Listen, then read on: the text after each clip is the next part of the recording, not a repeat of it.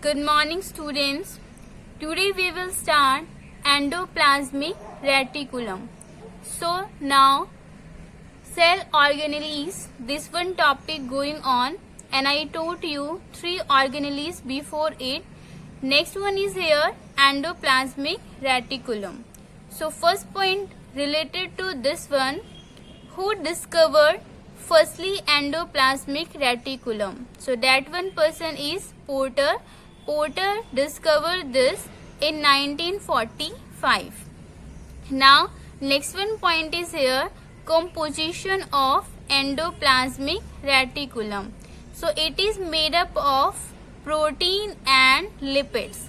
Okay, so endoplasmic reticulum किससे बना हुआ होता है? प्रोटीन एंड लिपिड से बना हुआ होता है. Now you will see next point is here types. So how many types of endoplasmic reticulum? There are 2 types of endoplasmic reticulum. So first one is here smooth endoplasmic reticulum, and second one is here rough endoplasmic reticulum. So why we will call this smooth endoplasmic reticulum? Because on the surface of this endoplasmic reticulum ribosomes are absent. Okay, there will be ribosomes not present. That's why we will call this smooth endoplasmic reticulum. In short form we can write this SER.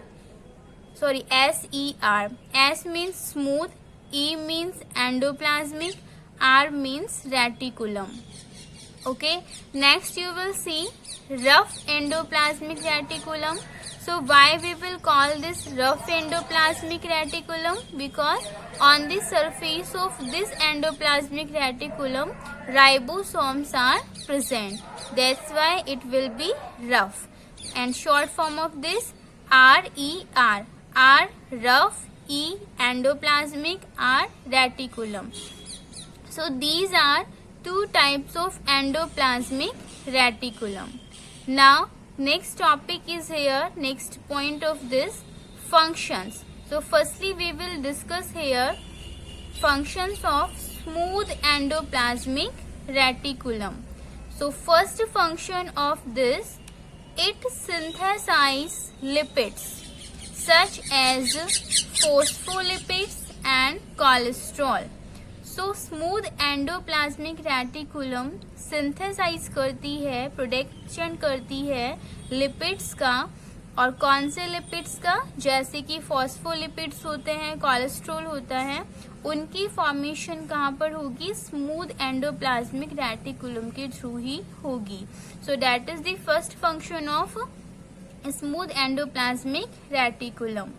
Now second one function is here, detoxification of drugs or poison mostly in liver cells by adding OH group.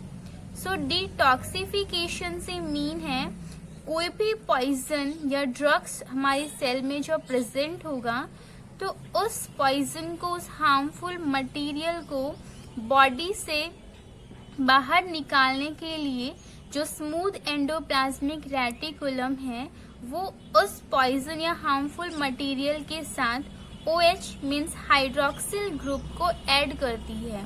और जैसे ही ये hydroxyl group उस drug के साथ या poison के साथ add होता है तो वो उसको वाटर सॉल्युबल बना देता है.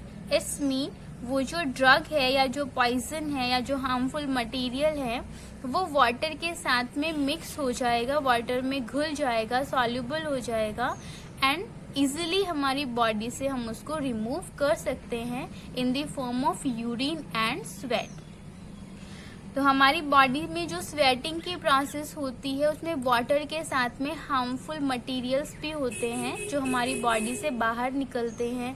साथ ही यूरिन में भी बहुत सारे हार्मफुल मटेरियल्स होते हैं जो पानी के साथ हमारी बॉडी से बाहर निकलते हैं. तो वो वाटर में जो पॉइजन या हार्मफुल मटेरियल डिसॉल्व होता है उसको डिसॉल्व करने की प्रोसेस भी कौन करता है? Smooth endoplasmic reticulum. Now third function of this that is storage of calcium ions. So smooth endoplasmic reticulum जो है स्टोरेज प्रोवाइड करवाती है कैल्शियम आयंस के लिए. इट्स मीन जो कैल्शियम आयंस होते हैं वो स्मूथ एंडोप्लाज्मिक रेटिकुलम में स्टोर होते हैं. So that is about the function of smooth endoplasmic reticulum. Now we will discuss about the rough endoplasmic reticulum functions. So there is one function of this, helps in synthesis of proteins due to presence of ribosomes. So firstly we know very well, on the surface of rough endoplasmic reticulum their ribosomes are present, and on the presence of ribosomes rough endoplasmic reticulum can synthesize easily proteins, क्योंकि ribosomes proteins की production में help करते हैं.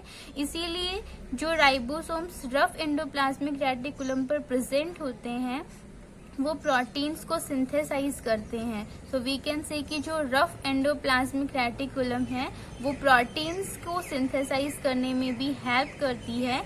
क्यों करती है? क्योंकि rough endoplasmic reticulum पर राइबोसोम्स प्रेजेंट होते हैं. So that is function of rough endoplasmic reticulum. Now there are one more point you will see. First one, endoplasmic reticulum forms skeleton framework of cell. So endoplasmic reticulum क्या बनाती है? हमारी cell का जो skeleton framework है उसकी formation कौन करता है? Endoplasmic reticulum. यहाँ पर सेपरेट नहीं है कि स्मूथ वाली करती है या रफ वाली करती है. दोनों तरह की ही जो एंडोप्लाज्मिक रेटिकुलम है वो फंक्शन करती है हमारी सेल के फ्रेमवर्क को बनाने की. जैसे हमारी बॉडी का फ्रेमवर्क हमारी बोन्स एंड मसल्स बनाती हैं, ऐसे ही सेल का जो फ्रेमवर्क है वो कौन बनाता है? Endoplasmic reticulum. Next one is here ER means endoplasmic reticulum. ER का मीन क्या है? Endoplasmic reticulum. Helps in formation of membrane of cell. So ER जो है हेल्प करती है हमारी सेल की जो मेम्ब्रेन है, हमारी सेल की जो झिल्ली है उसकी फॉर्मेशन में भी एंडोप्लाज्मिक रेटिकुलम हेल्प करती है. So now that is completed related to endoplasmic reticulum. All topics I told you. Now you will see the structure of endoplasmic reticulum. So it is attached to the nucleus. जो endoplasmic reticulum है वो कहाँ पर attach होती है? जो हमारा nucleus है उसी के साथ में ये अटैच होती हैं. तो you may see here that is our nucleus and these are nuclear pores. So first I told you in this structure of nucleus की जो न्यूक्लियस की सरफेस पर पोर्स प्रेजेंट होते हैं एंड इन पोर्स के थ्रू मटेरियल्स जो है वो आउटसाइड इनसाइड जो है मूवमेंट शो कर सकते हैं. तो इसी तरह से हमारे न्यूक्लियस के साथ ही अटैच होता है हमारा endoplasmic reticulum. So that is rough endoplasmic reticulum and this one smooth endoplasmic reticulum. So you may see here on the surface of rough endoplasmic reticulum there are ribosomes present. These small structures you can see, that is ribosomes. इसीलिए हम इसको क्या बोलते हैं? Rough endoplasmic reticulum, क्योंकि इसका surface कैसा है? खुरदरा है, स्मूथ नहीं है, चिकना नहीं है. इसीलिए हम इसको क्या बोलते हैं? Rough endoplasmic reticulum, because presence of ribosomes. Next one, that is smooth endoplasmic reticulum. यहाँ पर राइबोसोम्स प्रेजेंट नहीं है इसीलिए हम इसको क्या बोलेंगे? स्मूथ बोलेंगे, क्योंकि इसका सरफेस कैसा है? स्मूथ है, चिकना है, इसीलिए इसको क्या बोला जाएगा? Smooth endoplasmic reticulum. So that is completed now endoplasmic reticulum I told you. Next one organelle we will see now, and that is lysosome. So what is lysosome? We will discuss now about the lysosome. You will see here lysosome. So firstly, who discovered this organelle? Name of that person? De Dieu. सो 1949 में D Duke जो थे उन्होंने lysosome को discover किया था. And lysosome is made up of two words, that is lyso and second one is somes. So what is the mean of lyso? Lyso जो है lysis से बना है एंड जिसका मीन होता है स्प्लिटिंग या ब्रेक डाउन, यानी किसी चीज का टूटना. ठीक है, दैट इज स्प्लिटिंग. एंड जो सोम्स है उसका मीन होगा बॉडी. सोम्स की फॉर्मेशन सोमा से हुई है एंड सोमा का मीन होता है बॉडी. सो किसी बॉडी का स्प्लिट होना, टूटना, यही क्या कहलाता है? लाइसोसोम्स. ठीक है, उसको हम बोलेंगे lysosomes. So there are some points and you will see here. First point is here about related to structure of lysosome. Lysosomes are spherical organelles. Lysosome कैसा structure है? एक spherical structure है and contained by a single layer membrane. जो lysosome है वो single membrane का organelle है. एक ही लेयर होती है वहाँ मेम्ब्रेन की. जो कुछ इस तरह की स्ट्रक्चर हम उसकी देख सकते हैं लाइसोसोम की. लाइसोसोम स्फेरिकल फॉर्म में होता है, स्फेरिकल उसकी शेप होती है एंड वो सिंगल मेम्ब्रेन होता है. यानी किसी ऑर्गेनलीज में तो हमने देखा कि वो डबल मेम्ब्रेन होता है, जैसे माइटोकॉन्ड्रिया है, डबल मेम्ब्रेन ऑर्गेनली है. लेकिन जो लाइसोसोम है वो कैसा ऑर्गेनली है? सिंगल सेल है, यानी एक ही सिंगल मेम्ब्रेन है. तो एक ही मेम्ब्रेन जो है इस ऑर्गेनली में प्रेजेंट होती है एंड इसका शेप कैसा है? स्फेरिकल है. और इसके इनसाइड में जो है बहुत सारे एंजाइम्स, डाइजेस्टिव एंजाइम्स इसके अंदर प्रेजेंट होते हैं. तो ये कॉमन स्ट्रक्चर है लाइसोसोम की. एक सिंगल मेम्ब्रेन स्ट्रक्चर होती है, स्फेरिकल शेप होता है, इनसाइड में डाइजेस्टिव जूसेस भरे होते हैं, डाइजेस्टिव एंजाइम्स इसमें भरे हुए होते हैं.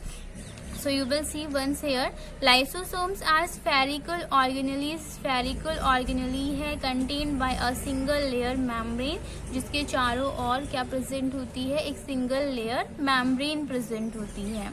Now next one you will see, lysosomes are membrane bound vesicle containing powerful digestive enzymes. तो लाइसोसोम क्या है? एक वेसिकल है, एक बैग लाइक स्ट्रक्चर है, एक सेक लाइक स्ट्रक्चर है, जिसमें जो कि मेम्ब्रेन से बाउंड होती है, मेम्ब्रेन से घिरी हुई होती है एंड उसमें क्या प्रेजेंट होते हैं? पावरफुल डाइजेस्टिव एंजाइम्स होते हैं. यानी ये जो एंजाइम्स हैं बहुत ज़्यादा पावरफुल होते हैं जो किसी भी चीज़ को इजीली डाइजेस्ट कर सकते हैं. सो ये एंजाइम्स कहाँ प्रेजेंट होंगे? लाइसोसोम में प्रेजेंट होंगे. These enzymes are made by RER. सो ये जो डाइजेस्टिव एंजाइम्स हैं जो कि लाइसोसोम में प्रेजेंट हैं, they are made by RER, means rough endoplasmic reticulum. So जो रफ एंडोप्लाज्मिक रेटिकुलम है वही फॉर्मेशन करती है इन डाइजेस्टिव एंजाइम्स की, जो कि क्या करते हैं? किसी भी मटेरियल को जो कि सेल के इनसाइड में एंटर होता है उसको डाइजेस्ट कर देते हैं. Now we will discuss about the function of lysosome. So there is first function and first is here, lysosome digest any unwanted or harmful foreign object in the cell. यानी कोई भी जो हमारी सेल है उसमें कोई भी अनवांटेड या हार्मफुल फॉरेन ऑब्जेक्ट, लाइक कोई भी वायरस, कोई भी बैक्टीरिया जो कि कैसा है? अनवांटेड है, जो हमें नहीं चाहिए हमारी सेल के अंदर या जो हमारी सेल के लिए हार्मफुल है, उनको जो है लाइसोसोम डाइजेस्ट कर देता है. वैसे डाइजेस्टिव एंजाइम्स को सीक्रेट करता है कि वो जो फॉरेन ऑब्जेक्ट हमारी सेल के अंदर एंटर हुआ है वो क्या हो जाएगा? डाइजेस्ट हो जाएगा, खत्म हो जाएगा. तो that is first function of this. Second one is here, lysosomes digest any worn out cell organelle.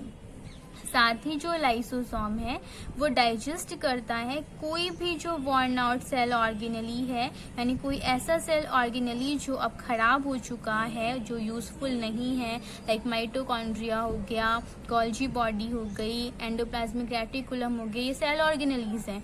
अगर ये खराब हो चुके हैं, यूजफुल नहीं है, तो उनको भी सेल के अंदर से डाइजेस्ट करने का वर्क कौन करता है? लाइसोसोम करता है. इसीलिए that's why lysosomes are called waste disposal system of cell. इसीलिए इसको हम क्या बोलते हैं, लाइसोसोम को waste disposal system of cell, यानी हमारी सेल में जो भी वेस्ट मटेरियल होता है उसको डिस्पोज करने का वर्क कौन करता है, लाइसोसोम करता है। इसीलिए इसको waste disposal system of cell भी कहा जाता है। Now you will see next function of this. Sometimes lysosomes release its digestive enzymes inside the cell by bursting and digest the whole cell। तो ये बहुत समझने की चीज है कि कभी कभी क्या होता है, जो लाइसोसोम होता है वो अपने डाइजेस्टिव एंजाइम्स को सेल के अंदर क्या कर देता है, ब्रस्टिंग के थ्रू रिलीज कर देता है, वो सेल के अंदर फट जाता है एंड क्या करेगा, जो हमारी होल सेल है उसको ही डाइजेस्ट कर लेता है। ठीक है, इसको आप ऐसे समझो कि कोई भी ये हमारी सेल है, यहाँ पे हम एक सेल की फॉर्मेशन करेंगे, डेट इज सेल। ठीक है, और ये हमारा न्यूक्लियस हो गया। न्यूक्लियस के जस्ट पास में ही कौन हो गए, हमारे ये जो एंडोप्लाज्मिक रेटिकुलम थी उसकी फॉर्मेशन यहाँ पर हम कर देंगे। ठीक है, it is for explanation only. तो ये हमारा एंडोप्लाज्मिक रेटिकुलम हो गया, जस्ट इसके पास में ही होता है हमारा लाइसोसोम। तो ये जो लाइसोसोम है इसमें क्या होता है, डाइजेस्टिव एंजाइम्स फिल होते हैं, और जैसे ही कोई भी फॉरेन का मटेरियल, जैसे ये एक फॉरेन मटेरियल है या बाहर का कोई भी वायरस या बैक्टीरिया है जो कि हमारे सेल में एंटर हो गया है, तो लाइसोसोम क्या करेगा, इसके पास में आएगा और इसको इनगल्फ कर लेगा, यानी कि इसको अपने अंदर ले लेगा, अपनी बॉडी के अंदर ना इसको निगल लेगा। अब जैसे ही इसकी बॉडी के अंदर जाएगा तो जो डाइजेस्टिव एंजाइम्स यहाँ पर प्रेजेंट हैं वो इस मटेरियल को डाइजेस्ट कर देंगे। तो पहला तो ये हो गया, कोई भी मटेरियल हो उसको डाइजेस्ट करता है, या फिर कोई भी ऐसा ऑर्गेनली जो अब खत्म हो चुका है, यूजफुल नहीं है, उसके जो भी कैरेक्टर्स हैं वो अब खत्म हो गए हैं, यूजेस उसके खत्म हो गए हैं, तो ये क्या करेगा, लाइसोसोम उस सेल ऑर्गेनली के पास जाएगा एंड उसको इनगल्फ करेगा, डाइजेस्टिव एंजाइम्स के थ्रू उसको भी क्या कर देगा, डाइजेस्ट कर देगा। सो इसीलिए हम इस लाइसोसोम को क्या बोलते हैं, इसको बोला जाता है waste disposal system of cell. Next point मैंने अभी बताया कि बहुत बार ये जो लाइसोसोम है वो क्या हो जाता है, ब्रस्टिंग के थ्रू अपने एंजाइम्स को पूरे सेल में ही फैला देता है। यानी अगर ये पूरी की पूरी सेल अब क्या हो गई है, बेकार हो गई है, कोई यूज की नहीं है, ठीक है, तो इसको खत्म करना होगा। सेल जो है वो एज्ड हो गई है, पुरानी हो गई है, बूढ़ी सेल हो गई है, तो अब क्या करना होगा, उस सेल को खत्म करके नई सेल्स बनानी होंगी। तो पुरानी जो सेल्स होती हैं उनको खत्म करने का वर्क कौन करता है, लाइसोसोम करता है। तो वो कैसे करेगा, वो अपने अंदर के सारे ब्रस्ट हो जाएगा, ठीक है, ये ब्रस्ट होगा, फटेगा, फटते ही इसके जितने भी डाइजेस्टिव एंजाइम्स हैं वो क्या हो जाएंगे, सेल में फैल जाएंगे और इस पूरी की पूरी सेल को ये क्या कर देंगे, डाइजेस्ट कर देंगे, खत्म कर देंगे। इसीलिए इसको लाइसोसोम को और क्या कहा जाता है, सुसाइडल बैग भी कहा जाता है। सुसाइडल बैग से मीन है कि ये एक ऐसी स्ट्रक्चर है जो कि खुद ही अपनी सेल को मार देती है, खुद भी मर जाती है, खुद भी सुसाइड कर लेती है और अपनी सेल को भी खत्म कर देती है। तो इस तरह से इसको सुसाइडल बैग भी कहा जाएगा। Next one point is here, helps in developmental process, for example degeneration of tadpole of frog। So you will see जो लाइसोसोम है वो डेवलपमेंटल जो प्रोसेस होती हैं उनमें भी मदद करता है। जैसे एग्जांपल हम ले सकते हैं कि जो टैडपोल होता है, टैडपोल जो है फ्रॉग का बेबी होता है, तो टैडपोल जो है उसमें जो डीजनरेशन की प्रोसेस होती है उसको वो करता है। So you can understand this one thing by this figure, you will see here, that is the tadpole of frog. ठीक है, ये टैडपोल का क्या है, फ्रॉग है, ठीक है, ये अर्ली टैडपोल है या लेट टैडपोल है, लेकिन आप देखोगे कि ये थोड़ा छोटा है, ये बड़ा है, बट सेम ही उनका स्ट्रक्चर जो है वो सेम ही है। तो आपने देखा होगा इसकी जो टेल है यहाँ पर, इसकी जो पूंछ है जब हम पूरा एडल्ट फ्रॉग यहाँ पे डेवलप हो जाएगा, उस कंडीशन में ये क्या करेगा, अपनी पूंछ को खत्म कर लेगा। तो इस पूंछ को खत्म करने का काम भी कौन कर रहा है, लाइसोसोम कर रहा है। यानी सेल्स जो हैं, सेल्स के अंदर जो लाइसोसोम्स हैं वो क्या करते हैं, इसको डाइजेस्ट कर देते हैं। इसको डाइजेस्ट करेंगे तो ये क्या हो जाएगा, डिसअपियर हो जाएगा। एंड जो अडल्ट फ्रॉग बनेगा उसमें उसकी टेल नहीं होगी। ये इसमें भी मदद करता है। लाइसोसोम जो है वो डीजेनरेशन ऑफ टेडपॉल में भी हेल्प करता है। All functions are completed here of lysosome, and one note is here, it is also known as scavengers of cells। ठीक है, यू विल सी हियर कि जो हमारी लाइसोसोम है उसको क्या कहा जाता है, स्क्वेंजर्स ऑफ दी सेल्स।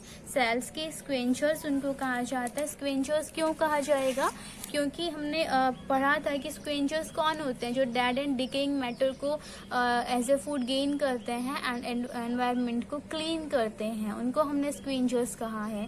तो ऐसे ही जो लाइसोसोम है वो भी क्या करता है, हमारी सेल के अंदर जो डेड मटीरियल है उसको एज ए फूड गेन करता है, या हम कहेंगे उसको डाइजेस्ट कर देता है एंड हमारी सेल को क्या कर देता है, क्लीन कर देता है। सो that is also work of lysosome.